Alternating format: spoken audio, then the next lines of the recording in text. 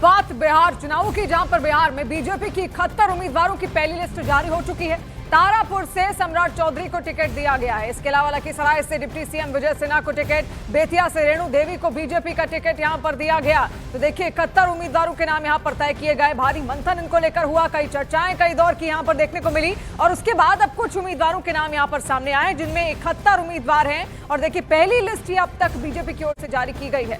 अब अलग अलग आप यहाँ पर आंकड़े भी यहाँ देखिए, नाम भी वो देखिए कहां से कौन चुनाव लड़ रहा है। प्रमोद कुमार मोतिहारी से, पवन जायसवाल ढाका से, अनिल कुमार राम बथनाहा से, इसके अलावा गायत्री देवी परिहार से लड़ेंगी, सीतामढ़ी से सुनील कुमार और अरुण शंकर खजौली से लड़ेंगे और बेनीपट्टी से विनोद नारायण झा को यहां पर टिकट दिया गया है। तो ये तमाम चेहरे जिनका नाम पहली लिस्ट में यहां पर रख दिया गया है। 71 उम्मीदवारों का नाम यहां पर ऐलान उनका यहां किया गया और तारापुर से देखिए सम्राट चौधरी को भी टिकट दिया गया है। इसके अलावा लखीसराय से डिप्टी सीएम विजय सिन्हा भी चुनाव की मैदान में उतरेंगे और बेतिया से रेणु देवी को बीजेपी का टिकट मिला है। अब भी बहुत सारे उम्मीदवारों के नामों का ऐलान यहां पर होना है, लेकिन देखिए बड़े दिग्गज चेहरे जो है उनका हम आंकड़ा यहां पर आपको गिना रहे हैं, कौन कहां से चुनाव लड़ने वाला है। और पहली लिस्ट उनको लेकर जारी कर दी गई है, जिसमें 71 उम्मीदवारों के नामों का ऐलान किया जा चुका है। यानी अब इनकी ओर से नामांकन यहां पर भरा जाएगा और नामांकन दाखिल करने के बाद फिर ये उम्मीदवारी के लिए यहां पर तैयार हो जाएंगे। और ऐसे में देखिए एक बड़ी चुनौती भी इनके सामने यहां पर है कि किस तरीके से आखिर आरजेडी के जो तमाम उम्मीदवार सामने रहेंगे, कांग्रेस के जो तमाम उम्मीदवार यहां पर रहेंगे, उनको कैसे पटखनी देनी है।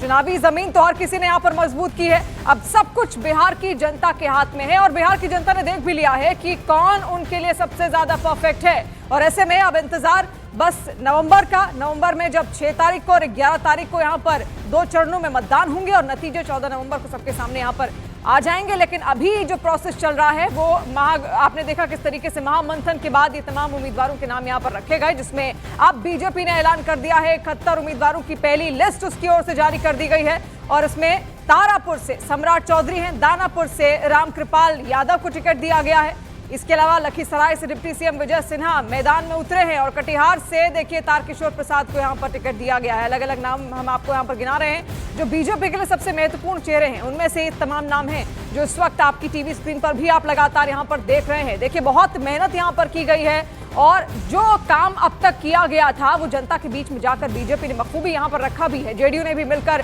पूरी गठजोड़ यहां पर जनता के सामने पेश की। लेकिन अब ये जो गठजोड़ है ये आखिर कितना मजबूत है, 14 नवंबर को जब नतीजे सामने आएंगे तो सब कुछ यहां पर क्लियर हो जाएगा। लेकिन केंद्र सरकार की जितनी योजनाएं हैं, इसके अलावा राज्य सरकार जो जो योजनाएं लोगों को वहां पर मुहैया करवा रही है, उनको लेकर भी लगातार लोगों के बीच में एनडीए की तरफ से तमाम राजनीतिक दल धरातल पर उतरे और अपनी चुनावी जमीन को मजबूत करने की कोशिश उनकी ओर से यहां पर बखूबी की गई है। लेकिन सब कुछ अब बिहार की जनता के हाथ में ही यहां पर टिका हुआ है।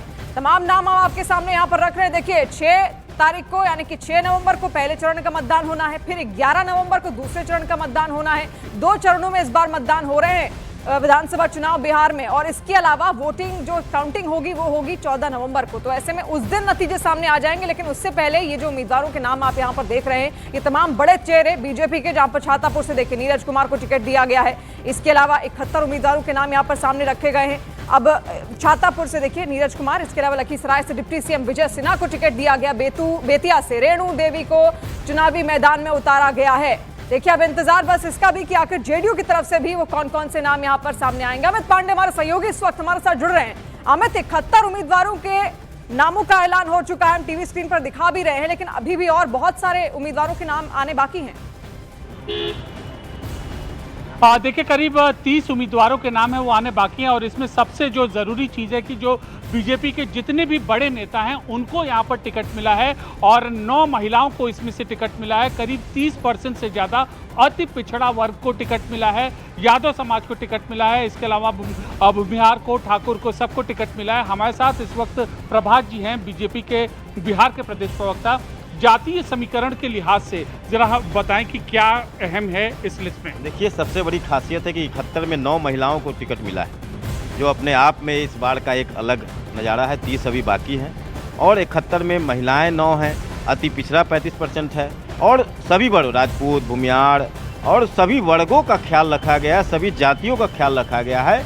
और नरेंद्र मोदी जिस विश्वास के साथ चलते, सबका साथ सबका विकास, उसी के तहत टिकट की भी लिस्टिंग। तो देखिए टिकट की लिस्टिंग हुई और अब 30% से ज़्यादा अति पिछड़ा वर्ग का भी इसमें ध्यान रखा गया है। और जो दोनों डिप्टी सीएम को यहाँ पर चुनावी मैदान में उतारा गया, सम्राट चौधरी को, 2 पूर्व केंद्रीय मंत्रियों को उतारा गया, रामकृपाल यादव, सुनील कुमार पिंटू, जो लोग दल बदल के आए थे उनका भी ख्याल रखा गया है। अजय निषाद की पत्नी, अजय निषाद और उनकी पत्नी ने 3 दिन पहले बीजेपी ज्वाइन की थी, उनकी पत्नी को टिकट मिला है सीतामढ़ी से। इसके अलावा सुनील कुमार पिंटू भी कल ही उन्होंने बीजेपी ज्वाइन की थी, जदयू के यह पूर्व सांसद हैं, इनको भी बीजेपी की सूची में शामिल किया गया है। इसके अलावा अन्य जो नाम है जी अमित, देखिए लौटेंगे आपके पास। और हर किसी को खुश करना एक बहुत बड़ी चुनौती भी होती है हर राजनीतिक दल के सामने जो होती है, इसीलिए मंथन इतना ज्यादा लंबा यहाँ पर चला। कई दौर की बैठकें लगातार हुई जेडीयू बीजेपी के बीच में। इसके अलावा तेजस्वी यादव को मनाने की पूरी कोशिश यहाँ पर की गई और आखिरकार 29 सीटें यहाँ पर उनको दी गई हैं। और एक बड़ा आंकड़ा भी अब निकलकर धीरे धीरे सामने आएगा और उम्मीदवारों के नाम सामने आएंगे। लेकिन बीजेपी उम्मीदवारों की पहली लिस्ट पर राज्यसभा सांसद और बीजेपी नेता सुधांशु त्रिवेदी ने न्यूज 18 इंडिया से खास बातचीत की, सुनिए।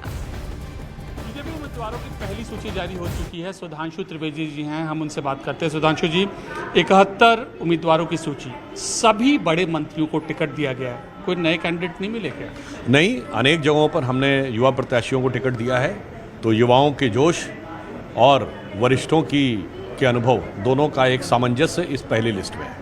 सुधांशु जी, कई नेता नाराजगी भी जता रहे हैं बेगूसराय अन्य रीजन में कि लोक जनशक्ति या सहयोगी पार्टियों को बीजेपी के शेयर की सीट दी गई है जहां बीजेपी मजबूत थी। देखिए, एनडीए में सभी दल एकजुट होकर सामंजस्य भाव से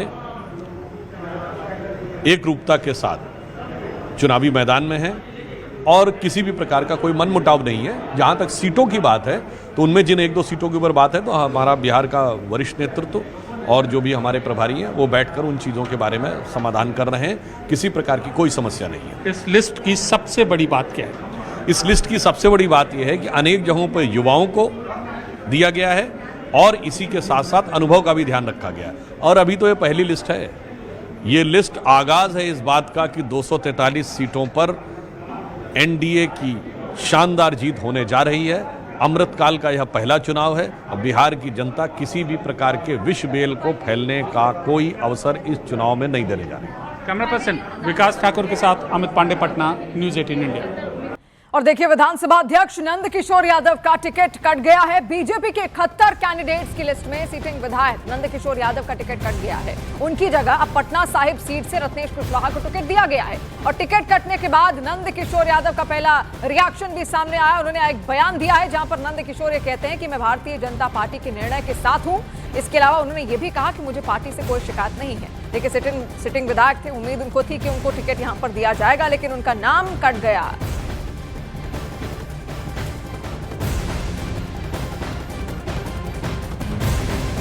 और देखिए, अमित पांडे हमारे साथ इस वक्त जुड़ रहे हैं, हमारे सहयोगी। अमित, देखिए, कई सारे नाम ऐसे हैं जिनको उम्मीदें बहुत सारी थी। नंद किशोर यादव उसमें से एक नाम ऐसा आता है। सिटिंग विधायक भी थे, उनको लग रहा था शायद टिकट उनको दिया जाएगा, लेकिन फिलहाल उनने फैसले के साथ ही वो हैं। उन्होंने साफ साफ कहा कि मुझे पार्टी से कोई शिकायत नहीं है।